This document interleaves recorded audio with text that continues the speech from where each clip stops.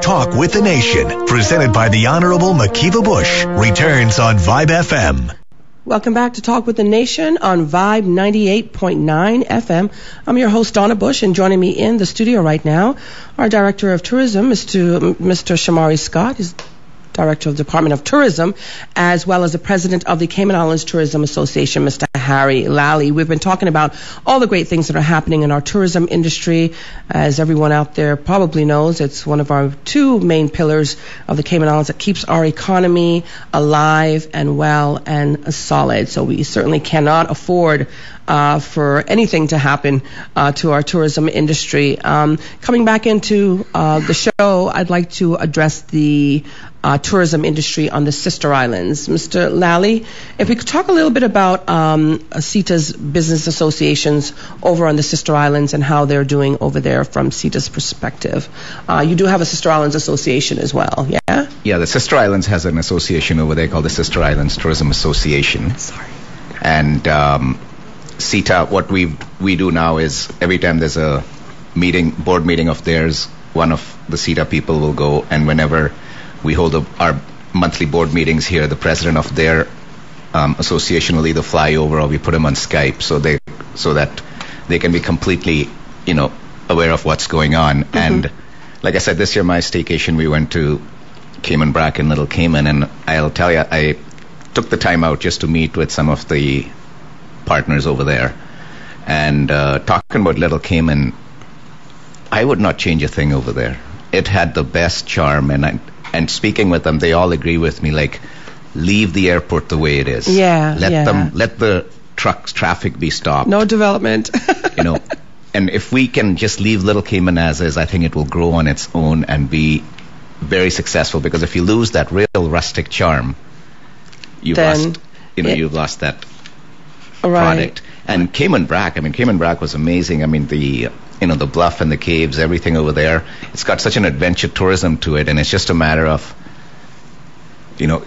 getting somebody in the Brac to actually package that, tour. I mean, you right now the ones that, you can, luckily for me, I got local guides as tours, because we have no people there. But, if I had just rented a car, I would have missed half the fun. All right, so Brac has got a lot of potential. Well, it sounds like you're throwing some business ideas out there. If any Brackers are listening here on Vibe 98.9, they can hear Mr. Lalli giving some. That's a great business idea. Open up a tour company and have like a safari tour or something on. Yeah, exactly. Anything like that would be great, because it is stunningly beautiful. And I think part of the looking at what happened in the Brac, I mean, their tourism numbers are probably down a little bit with the closing of that one resort that still hasn't opened after the last hurricane. And because all the resorts are located close to each other, people would, start at the Brac Reef and go to this, and end up at the next resort. It was kind of like a hopping.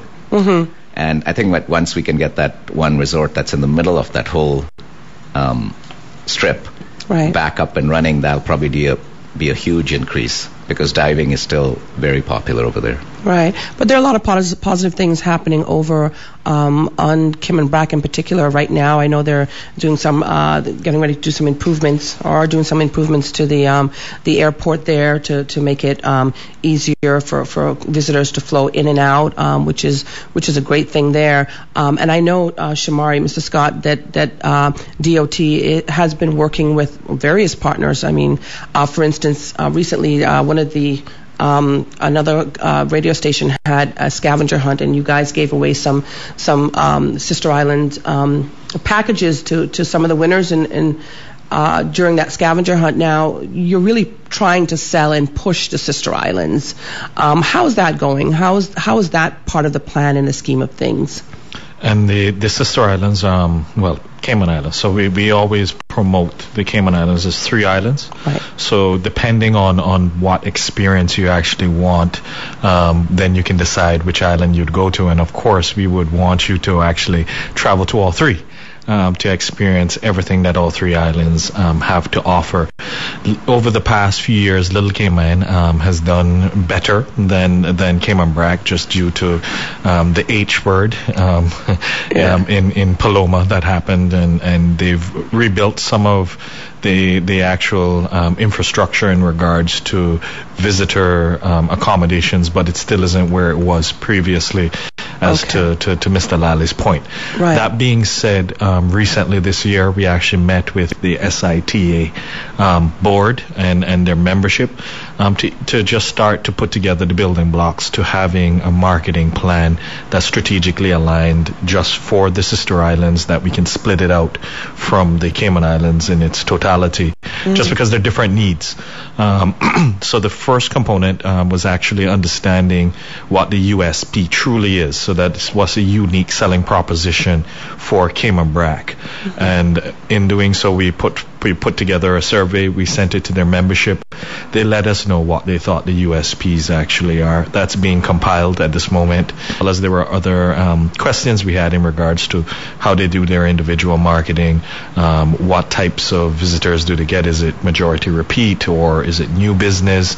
Just so that we could understand exactly where the gaps are, right, from a marketing perspective, because we're doing a job from a brand awareness and driving people to the website and driving people to think about the sister islands. And when we bring journalists, we always carry them to the sister islands and their write-ups about the sister islands, or Cayman Brac or Little Cayman in its entirety, as well as fam trips for the top travel agents that still bring a sizable amount of the business to the Cayman Islands. We carry them over to the sister islands. Okay.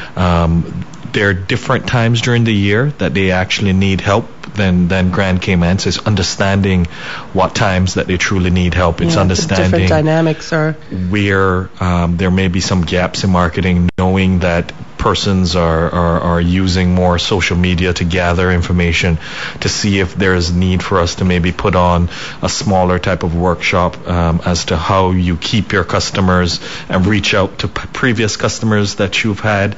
So we just need to understand exactly what needs to be done. So we're at that beginning component now. We're going to understand what the unique selling propositions are. Of course, we still believe it's going to be dive, but maybe there's a great opportunity for families as well, that we can start to more overtly push families. Rock climbing, I hear, is shortly going to be passed by cabinet. So even though persons are doing it now, we can't actively promote it, but from an adventure tourism perspective, we'll be able to promote rock climbing. We'll be able to promote, of course, snorkeling, diving as usual, leisure vacation. In Little Cayman, you have some of the greatest quaint properties there that also, Mrs. Gladys, for instance, also has great Epicurean cuisine. Do we position Little Cayman a little bit differently to make sure that even though they're doing quite well, that during the times when they want to get a little bit of a bump, we can maybe get a group or two over there to get that bump. Maybe that's all they need. Right. So it's just understanding exactly what the needs are moving forward and making sure that we can strategically help to in those areas to make sure that there's as successful as possible moving forward. And it's also great, to Harry's point, that when we have meetings, there is a rep from the SITA that's there, that's able to give their perspective to help us to make sure that we're doing the best job, not only for Grand Cayman, before Cayman Brac and Little Cayman as well. Now, things have been looking great as far as air arrivals are concerned, and we've talked extensively about that. The cruise numbers, though, are actually not doing as bad as a lot of people say it is, considering the fact that we don't have our berthing facilities in place and so forth as yet, which we desperately need, because we need to keep up with the times. What are the numbers looking like, though, as far as cruise arrivals? I know year-to-date June was actually up a little. Right. And cruise arrivals are still being challenged, and last year wasn't a good year. So even though we're up a little this year, it's still up over a year that wasn't a good year. Right. So it still isn't doing as well as we would want it to. If you actually look at us in comparison to the rest of the Caribbean, we still have quite a sizable amount of cruise ship passengers that come in any given year. However, that's a bitter pill to swallow when businesses have developed developed around getting 1.7, 1.8 million cruise visitors, and now it's dropped to like 1.5 or 1.4. So when you have a shift of getting 400,000 less persons, even though those are persons that are just here on individual days, there's the economic impact that comes along with those persons and their spend in any given day that's no longer being seen. Absolutely. And the facts will bear out and do bear out the fact that a lot of Cayman entrepreneurs are actually in the cruise business, whether they're giving tours, whether they're actually giving charters to fish, whether they're taxi drivers and tour operators. And the majority of the business around those operations, 80% is actually derived from cruise business. So when you see those sizable drops, then it starts to really impact persons who and their take-home money at the end of the day. So I know the Premier has talked about it extensively. The previous government also talked about it extensively in regards to the need for berthing facilities, so that when the new mega ships actually came into circulation, that we would get our fair share in the Cayman Islands as well. And by not having berthing facilities right now, we're not getting those ships. But the timing is also a huge issue in that when you look back, even when we do build the berthing facilities, we probably, and this is hindsight now, won't get as many cruise visitors as we would have if we had done it 10 years ago, because the cruise ships actually went out and invested because we didn't have our berthing facilities in other destinations, and now of course they're going to have to give them a steady stream of their visitors to make sure that they get back and make back their investment on those other berthing facilities and other ports of call that have actually been developed. So it's a challenging time. Hopefully in the near future they will start the berthing to make sure that in the future we can actually start to see some increases and the business will start to flow a little bit smoother, and taxi drivers, tour operators, and the waterfront and businesses on the waterfront will start to be as vibrant as it was back in, I guess, the heyday of 2006, 2007, when some ships actually were diverted from Mexico because they had a hurricane. We reached about 1.9 million visitors. Having a discussion on whether or not we need to better manage those visitors when they're here through dispersing them to different areas of the Cayman Islands, that's definitely a yes. However, a lot of business has developed in order to actually meet the demand at that time, and now that of course the demand has reduced, we're in a little bit of an oversupply scenario during certain periods of the year. All right, Mr. Scott, we're going to take a break now. Listeners, we'll be back with more and Talk with the Nation right here on Vibe 98.9 in just a few minutes. Don't go anywhere. Stay with us. An enchanting wonderland filled with radiant beauty throughout the seasons. Come to Cayman's Miss Teen Pageant Saturday, September 1st. Gates open at 5 p.m. Here's a little bit about your favorite contestant. Hello everyone, I am 17 years old, Tracy Hides, representing the stunning district of Georgetown for the 34th annual Miss Teen Cayman Islands. Come out and support our 11 gorgeous ladies and I on the thrilling evening of September 1st, 2012. Come see Cayman's Women of Tomorrow. Tickets $20 for adults, children $15 to $11, $15, and 5 years and younger free. At the gates, adults $25 and children $20. Official sponsors: Lime, Cayman Airways Limited, Ala Kebab, and Dine by Design. King Sports. The doors opened in 1976, and Tomlinson Furniture has been providing affordable, dependable, and quality furniture ever since. Join Tomlinson Furniture in celebrating their 36th anniversary blowouts from August 25th through September 1st. Help celebrate 36 years with Tomlinson Furniture. Call 949-5383 or online at tomlinsonfurniture.ky. The savings continue at Tomlinson Furniture. One day only. Select sofa sets at 36% off. Everything else in stock, 25% off.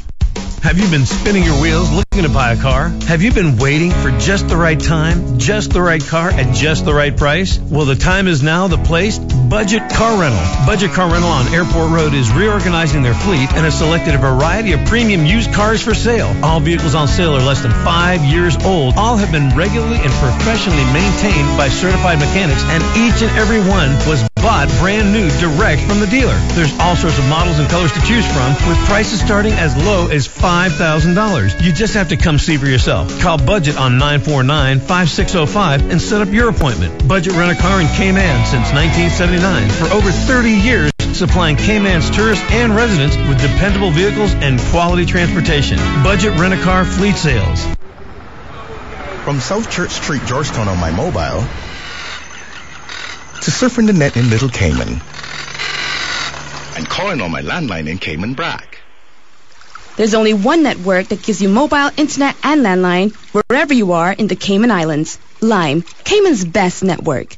From Paramount Media, another hurricane preparedness tip from meteorologist Alan Archer. Designate a spot to keep a bag of clothes for each person in the household. Make sure to include sleeping gear if you plan on going to a temporary shelter. Keep listening for hurricane preparedness tips from meteorologist Alan Archer. And when the Cayman Islands are under a hurricane alert, watch, or warning, we'll have complete updates every 15 minutes here on Paramount Media.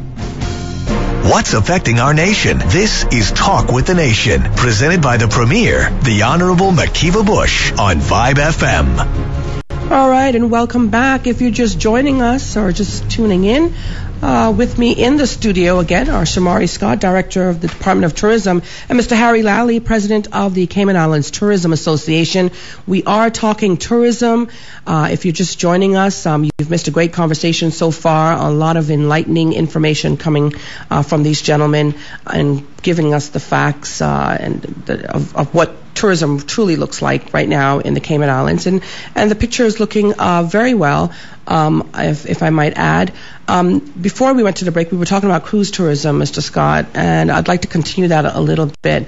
You were talking about the fact that berthing facilities are needed and so forth, and there's been lots of discussion about that, and I know government are aggressively working on trying to get that all taken care of and started. But are there any other dynamics that really plays into the number of tourists that we have coming by cruise ships? I mean, you hear a lot about, well, they come here and they don't spend a lot of money. But then you hear that businesses are really hurting downtown because they're not coming. So what other dynamics might there be? And from a cruise perspective, in a good year, the economic impact can be $300 million into the economy. So we also have to understand that even though you may look at the per day spend and see that it's $80 or $60, that's 2 million people spending $80 or $60. So believe you me, that stretches and goes a far way. Right. So persons that don't understand the economic impact behind cruise, I know there may be a discussion the worth of a stay over visitor versus cruise, but the infrastructure has developed, the businesses have developed to the point where cruise tourism isn't going anywhere. So we just need to be able to manage it better in the future to make sure that we're dispersing visitors in such a way that they actually are dispersed across the island. So no matter where you are on any given day, you're not having a bad experience due to the fact that there are too many people in one area at a given time. Cruise is cyclical in regards to the cruise industry, and not in the total revenues that they're making or the total visitor numbers, but in the areas. So when you look at product life cycles, for instance, for persons who study marketing or in business, you have that maturity phase, which the Caribbean is really in that maturity phase. Right. And persons who traveled 10 years in a row to the Caribbean are actually looking to some of the newer destinations that the cruise industry is offering, whether it's Alaska, whether it's over in Europe, now that they're opening up South America. So they'll go to South America, they'll go to Alaska, they'll go to Europe, and in the next 3 to 4 years, they'll get tired and they'll come back, is what some cruise executives are actually telling us. So Caribbean cruising is down a little over where it was in the heyday back 3 or 4 years, so that will have an impact.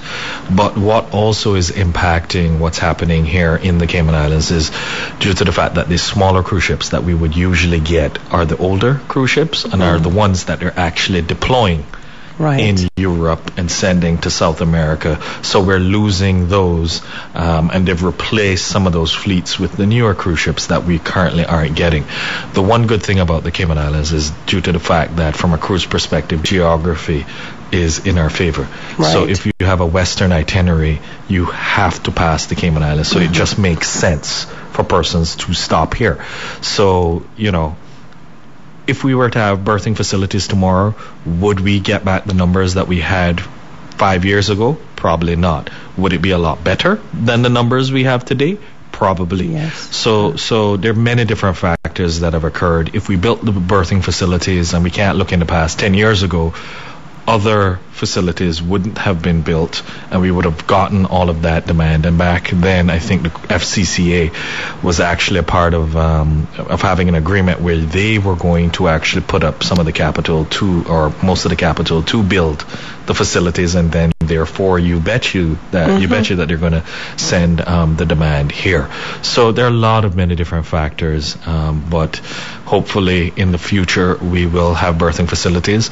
But even outside of birthing facilities, we invite 1.4, 1.5, 1.6 million people here, and the experience isn't as great as it could be due to the fact of lack of shading, signage, and there are many different areas that even without birthing that the government is currently looking at with the Port Authority to fix those areas to make sure that the visitors that we are bringing on shore are having the best experience possible, so that we can encourage them to actually come back for a stay-over vacation as well. Okay, well, Mr. Harry Lalli, I'm going to go over to you, and we're going to kind of rewind a little bit. Earlier, Mr. Scott mentioned the fact that we're trying to build more festivals, events, attractions, this sort of stuff, improve on what we have and the product that we have to keep our visitors coming here, particularly our stayover visitors for longer stayovers.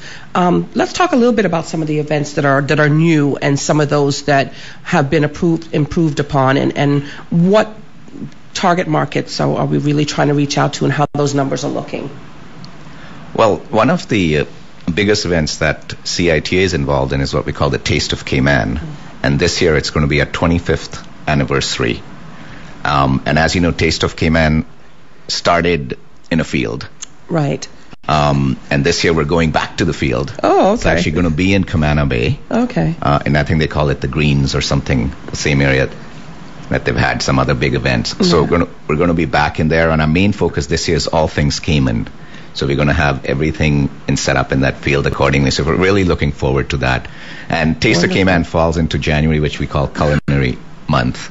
Okay. And you have the Cayman Cookout. So all these events go hand in hand. And then the CITA's big one is the Taste of Cayman. How have the numbers been looking as far as attendance and people actually coming down for these particular events? I mean, when you have things like, for instance, the Food and Wine Festival, it attracts, hundreds of people, but there are only there's a target audience that you're trying to get there. How have the numbers been looking at some of the various events? Any idea on that? I think the numbers, like the Cayman Cookout, as you know, we do get a lot of numbers for that, and the biggest thing we get that is coverage. When you have all the famous chefs down here every year, I mean, the value we get marketing-wise is huge. Right. Taste of Cayman last year, for instance, I mean, we attracted 4,800 people total coming through the thing, and unfortunately, I can't tell you out of those 4,800 how many were actually tourists and how many were residents. Yeah.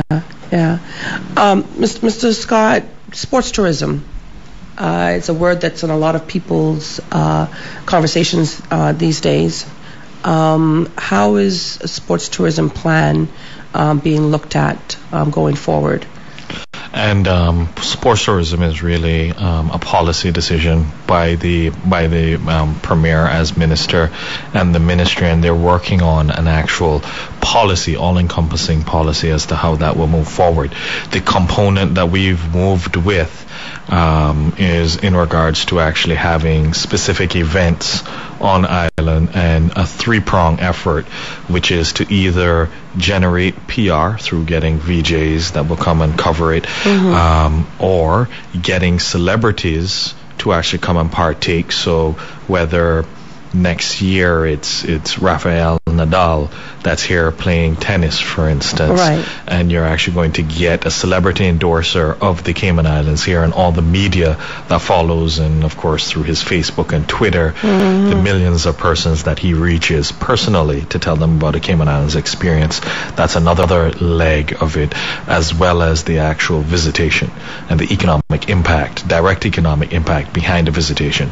So from a visitation standpoint, you can either have an event like the marathon, where persons who are visitors are actually traveling to partake, or you can have an event like Legends Tennis, where you get stars to come here, and persons come here to actually see the stars perform.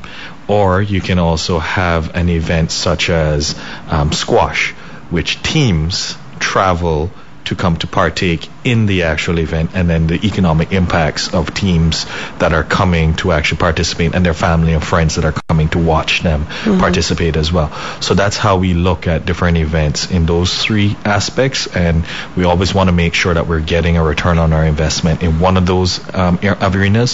Sometimes you can actually hit on more than one, which is great, but if we can actually accomplish what we need to accomplish in one of those arenas, then it definitely is worth the effort, as well as the partnership for Cayman Islands tourism. And in regards to not only sports tourism, we actually use that same model for all events. Right. So if you have an event that's also going to bring President Clinton to speak or Tony Blair to speak, what can you get from a PR perspective? What can you get from a visitations perspective? What you can get from a celebrity endorsement perspective is how we actually look at it. And to Harry's point, the Taste of Cayman is such a quality event that it's a part of our culinary month now. We're using that as our new niche that we want to attract visitors to come here. So we have a phrase that persons or different Caribbean countries are now trying to steal. CCC, the culinary capital of the Caribbean, is what we're using, and we understand that our demographic, that one of the areas of interest they have is food. They're foodies. It's culinary, and we have over 150 top-notch restaurants. Fine restaurants right here in the Cayman Islands. We were so blessed to have such a diverse range of persons here that we can be authentic to so many different ranges of food. And a lot of times persons traveling to the Caribbean actually think that they have to lower their expectations when it comes to food. We're saying no. We're holding up our hands and saying don't lower your expectations, raise them, and we'll actually exceed them when you come to Cayman. So we're definitely looking at things like the Cayman Cookout to give us a lot of brand awareness, to get those raving fans of Anthony Bourdain to want to go where he has been the last 3 years in a row. Wonderful. With celebrity chef Eric Rapere, who is, we call him our own, of course, because he frequents here, and he also owns the Blue Restaurant. So Eric Rapere, who brings all of his friends here, we get a lot of PR out of it, as well as we get a lot of visitation.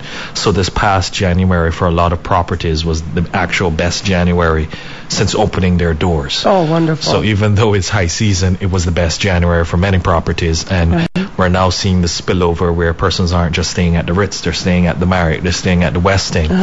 And every year we work strategically with CITA and the Ritz-Carlton to make sure that we're extending the program in different areas. Camana Bay offered up a beautiful event last year that had 3 different restaurants that participated, and this year we're looking at many different restaurants and getting just more of the community involved in order to have that great culinary offering moving forward. All right, Mr. Scott.